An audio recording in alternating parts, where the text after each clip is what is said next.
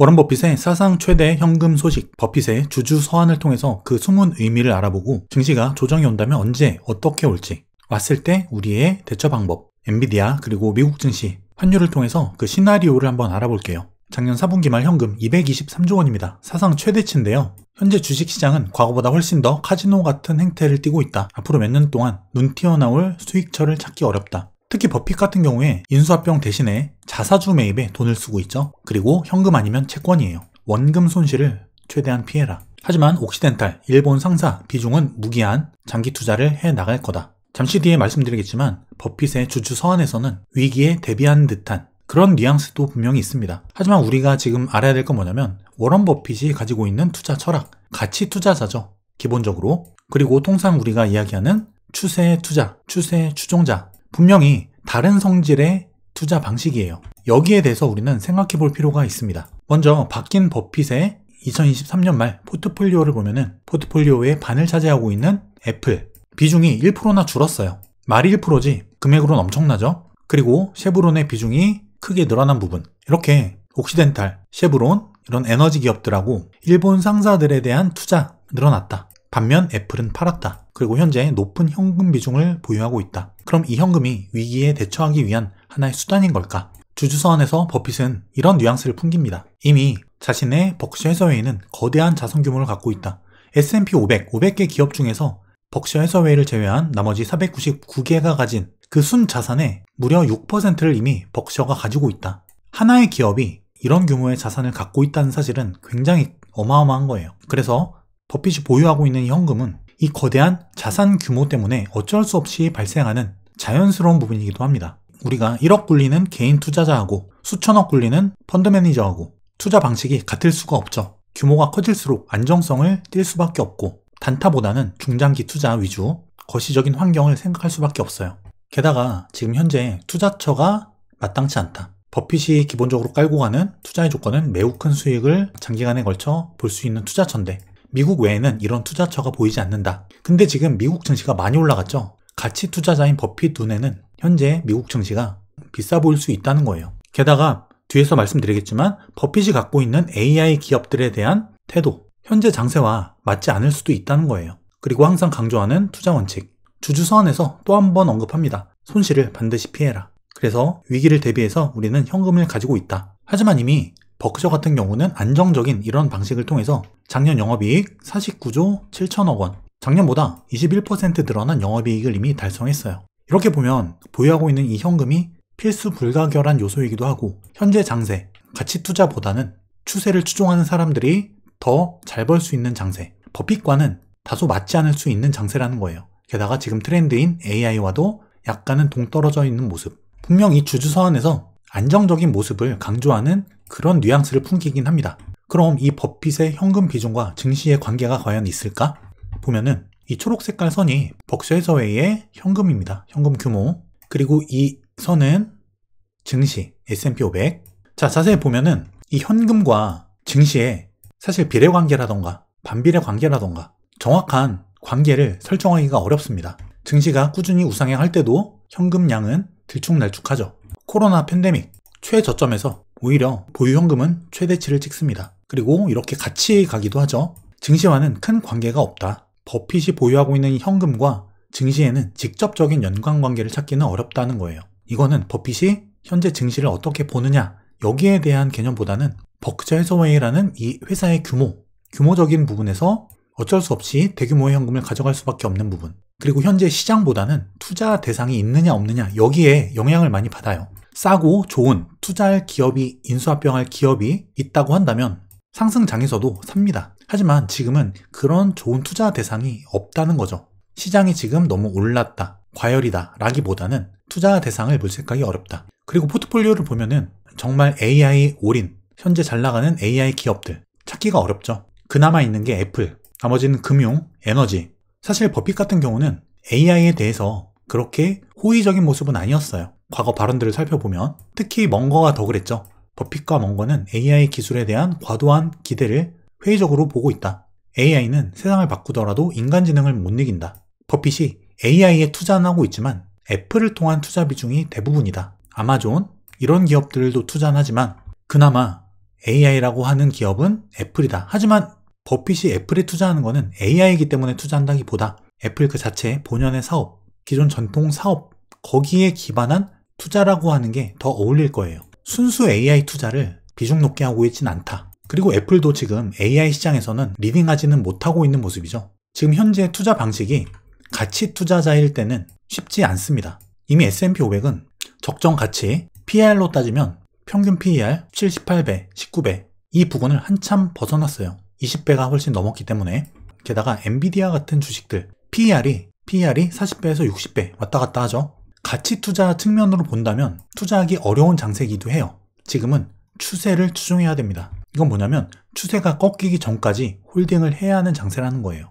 특히 하락장에서 조정, 그리고 상승장에서의 조정, 이렇게 떨어지는 하락장에서의 조정, 이것과 상승장에서의 이런 조정, 이건 다르다는 거죠. 하락장에서는 반등 때 팔아야 되는 거고 상승장에서는 조정 시에 사야 됩니다. 지금은 이런 상황이다. 적정 가치만 보고 따지자면은 증시에는 항상 오버슈팅이 있죠. 적정 가치가 여기 있다고 하면은 항상 이 적정 가치를 뛰어넘는 오버슈팅 구간이 나와요. 추세 추종을 하지 않는다면 이런 오버슈팅은 잡을 수가 없다. 특히 이 AI 시장은 10년짜리 성장 산업이라고 하죠. 10년 동안 계속 고성장을 할 것인데 이제 첫 걸음마를 뗀 거다. 첫 해다. AI 성장의 원년이 될 것이다. 이런 이야기가 나오고 있고 이 AI 시장, 반도체 시장을 이끌어가는 엔비디아 같은 경우 현재 영업이익률이 66%예요. 이게 무슨 말이냐면은 10,000원짜리 제품 하나 팔면은 6,600원이 남는다. 이거는 말도 안 되는 영업이익률이거든요. 실제 사업을 하시는 분은 알 거예요. 일반적인 영업이익률이 20-30%만 나와도 나쁜 게 아닙니다. 제조업체 같은 경우에는 10몇 % 나오는 기업들도 허다해요. 근데 영업이익률이 66%라는 거는 그만큼 경제적 해자를 보유하고 있다. 성장 산업이다. 경쟁자가 없다. 이렇게 해석을 할 수가 있는데 실제 엔비디아의 매출액과 영업이익도 전년 대비 265%, 영업이익 983%가 증가를 했어요. 특히 영업이익이 이렇게 급증을 했다는 거는 매출액 대비해서 영업이익이 더 많이 올랐죠. 이게 무슨 의미냐면은 그만큼 경쟁력이 올라갔다는 이야기가 돼요. 고성장 산업에 있어서 그 선두를 달리는 기업 같은 경우에는 가격 경쟁력을 갖습니다. 경쟁자가 없을 경우에 엔비디아는 현재 독보적이죠. 이게 지금은 현재 진행형이기 때문에 이런 영업이익률이 유지가 되는 한, 크게 빠지지 않는 한 엔비디아의 성장은 계속될 것이다. 분명히 버핏 같은 경우도 지금의 이런 버블과도 비슷한 이런 장세, 경계는 하고 있을 거예요. 그렇기 때문에 지금 저평가됐다고 판단하는 일본의 상사주들, 그리고 에너지 관련 기업들, 이런 걸 사고 있는 거고 지금 현재 잘 나가고 있는 시장의 트렌드, 여기서는 다소 멀어져 있다는 판단을 할 수가 있어요. 성장보다는 배당, 가치 측면에 우선을 두고 있다. 버핏 같은 경우는 현재. 하지만 지금 장세는 여기서 이쪽으로 넘어갔기 때문에 추세 추종을 할 수밖에 없는 장세다. 자, 그럼 미국 증시 버블처럼 가고 있는데 조정은 과연 오지 않을까? 계속 올라가는 걸까? 자, 이 상승폭이 정말 가파르죠? 조정이 안 올 수는 없습니다. 올라도 이렇게 가는 건 없기 때문에 지금 현재 일봉상으로 다이버전스가 발생을 했어요. 이게 뭐냐면 가격은 올라가는데 상승 추세는 줄어들고 있다. 바로 이건데요.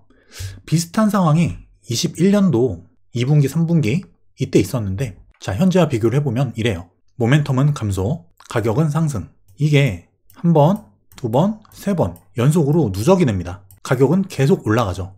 그 다음에는 한번 폭발적인 반대 방향으로의 가격 변동성이 나타납니다. 그래서 이 당시에는 이 다이버전스 이후에 굉장히 긴 기간에 걸친 다이버전스였는데 지수가 S&P 500이 6% 정도 조정을 받았어요. 지금은 어떨까? 지금도 다이버전스가 이렇게 누적, 중첩되고 있는 상황이고 가격은 계속해서 올라가고 있는 상황이다. 한번 변동성이 터질 수도 있다. 그럼 이 과매수를 해소할 수 있는 방법은 가격 조정밖에 없는 걸까? 그건 아니에요. 조정에는 두 가지 방식이 있는데요. 이렇게 가격을 내리꽂는 가격 조정, 그리고 이렇게 수렴 횡보 등을 통해서 시간 조정. 가격 하락폭은 그렇게 크지 않지만 조정 기간을 오래 가져감을 통해서 과매수를 해소한다. 이것도 조정의 방법이에요. 자, 현재 S&P 500이 5,088포인트인데요. 제가 이 구간을 굉장히 중요하게 말씀을 드렸었죠. 이 구간에서 조정이 한번 나왔었고 재차 조정이 나오고 결국 뚫었어요. 지지를 다 뚫어낸 상태인데 자, 그럼 이 다이버전스에 의한 증시 하락이 나오기 위해서는 그 기준점은 바로 5,055포인트 정도, 현재 기준으로 이 정도가 될 거예요. 여기를 깨고 내려가면 다이버전스 누적에 의한 이런 조정 가능성도 생각해 볼 수 있다. 근데 지금 중요한 건 뭐냐면 만약에 조정이 나온다고 가정을 했을 때 굉장히 공포스럽습니다. 왜냐하면 가격 급등이 나왔기 때문에 이 다음에 나오는 조정도 깊을 것이다. 공포에 사로잡히게 돼요. 시장 분위기가 갑자기 급랭하게 될 수도 있어요. 하지만 이때는 좋은 기회가 될 거예요. 조정이 나왔을 때 이게 이렇게 내려가는 조정이다. 완전 추세가 꺾여서 폭락하는 조정이다. 이런 공포감을 안고 있는 상태와 아니면 조정이 나온다면 어느 정도 큰 조정이 나오더라도 좋은 매수 기회가 될 것이다 라고 생각하고 있는 상태에서의 조정과 투자자로서의 그 마음가짐, 그 멘탈의 차이는 어마어마합니다. 지금 중요한 거는 조정이 나오더라도 좋은 매수 기회로 접근을 해야 된다는 거예요. 자, 엔비디아 지금 현재 788달러인데요. 상승폭이 굉장히 가파르죠. 하지만 제가 지난 시간에도 말씀드렸듯이 상승의 과정일 뿐이다. 기본 1000달러 정도 보고 있다라는 말씀을 드렸는데 지금 현재 시간봉으로 좀 자세히 살펴보면 이런 모양이에요. 갭 상승했다가 또 여기서도 갭 상승 찍고 조정하는 모습인데 추가 조정 가능성이 여기서도 충분히 나와줄 수 있는 자리다. 당장 조정이 나와도 이상하지 않다. 하지만 그 조정은 매수 기회로 볼 수 있다. 엔비디아 관련된 이 추세 향후에 어떻게 움직일지 여기에 대해서는 지난 영상에서 자세히 설명드렸으니까 그 영상을 꼭 한번 참고해 보시면 엔비디아 투자에 좋은 참고가 되실 거예요. 조정이 나오더라도 그 조정은 위험한 조정이 아니라 긍정적인 조정이 될 것이다. 자, 그리고 제 강의 수강생분들은 다 아실 거예요. 지금이 어떤 상황일지. 제가 환율에 대한 기준점을 정확히 말씀드렸죠. 지금 환율 1330원이에요. 증시가 올랐다 너무 올랐다 하지만 물론 국내 증시 코스피는 안 올랐어요. 하지만 이 환율이란 거는 달러와의 관계이기 때문에 달러 자체도 지금 여전히 높은 자리에 있을 수 있다. 달러도 아직 추세 하락이 시작이 안 됐다는 건데 그렇다는 얘기는 증시가 지금 올랐다 너무 올랐다 하지만 달러 환율 하락은 아직 시작도 안 했다는 거예요. 수강생 여러분들께서는 이 의미를 정확히 아실 거예요. 복습을 한번 꼭 해보시고요. 자, 현재 환율이 이런 구간에 와 있는데 여전히 높죠. 그리고 이 구간이 상당 기간 오랫동안 횡보를 하고 있어요. 2023년부터 거의 1년이 넘도록 어떻게 보면 약간 우상향하는 박스권의 모습인데 이런 형태로 환율은 빠질 것이다. 이 추세 하락은 아직 시작을 안 했다는 거예요. 그렇게 됐을 때 환율 그리고 달러가 본격 하락이 추세 하락이 시작되면 코스피는 그때 랠리가 나올 겁니다. 코스피가 안 오른다 하지만 결국 올라가는 날이 온다는 거죠. 물론 그 기회비용을 따진다면 지금 굉장히 코스피 투자자분들께서는 속상하시겠지만 분명히 코스피도 자신의 때가 온다는 겁니다. 지금은 큰 그림을 봐야 될 텐데 지금 목적지가 어디냐를 판단할 때 중요한 거는 이 환율이에요. 환율과 증시 이 관계를 알게 되면 투자가 매우 쉬워집니다. 왜냐하면 지금 현재 자리와 목적지를 알 수 있기 때문이에요. 너무 멀리 온 거 아니야? 내려야지. 너무 멀리 온 거 아니야? 내려야지. 중간중간에 도태되는 게 아니라 정확하게 어디까지 갈지 이때까지 편안하게 승차감 좋게 서울에서 부산 가는 택시 안에서 여유롭게 낮잠을 즐기면서 기다릴 수 있다는 겁니다. 미국 증시 같은 경우 지금 현재 가장 강한 세 번째 파동이 나가는 자리라고 말씀을 드렸죠. 여전히 그 세 번째 파동은 끝나지 않았어요. 조정이 나오더라도 그 과정 일부에 속한다. 하지만 이게 끝나게 되면 다이버전스에 의한 단기 조정이 나오더라도 그 조정은 좋은 매수의 기회가 될 것이다 라는 사실을 기억하신다면 투자에 참고가 되실 겁니다. 머니앤클래스에서 런칭한 제 손실 없는 주식 투자 강의, 벌써 많은 분들께서 강의를 통해서 변화하고 성장하고 계세요. 제가 어려운 지난 하락장부터 수익을 내는 그 과정에서 실제 제가 실전에서 쓰고 있는 모든 노하우들, 그런 것들을 모두 녹인 강의입니다. 커리큘럼을 보시면 기업을 분석하는 과정, 목표 주가 구하는 방법, 차트 분석 방법, 그리고 주도주와 주도업종을 찾는 방법, 달러 환율을 이용한 수익 극대화 방법, 실전 매매 노하우, 그리고 경제 위기를 예측하고 수익을 내는 방법, 이렇게 주린이 분들께서 반드시 알아야 될 부분만 핵심만 넣었습니다. 많은 분들이 만족하고 변화하고 계시는 수강생분들의 후기처럼 여러분들도 변화하고 성장하는 투자자로 거듭나시길 바랄게요. 그 과정에서 제 손실 없는 주식 투자 강의가 많은 도움이 되실 거라 확신합니다.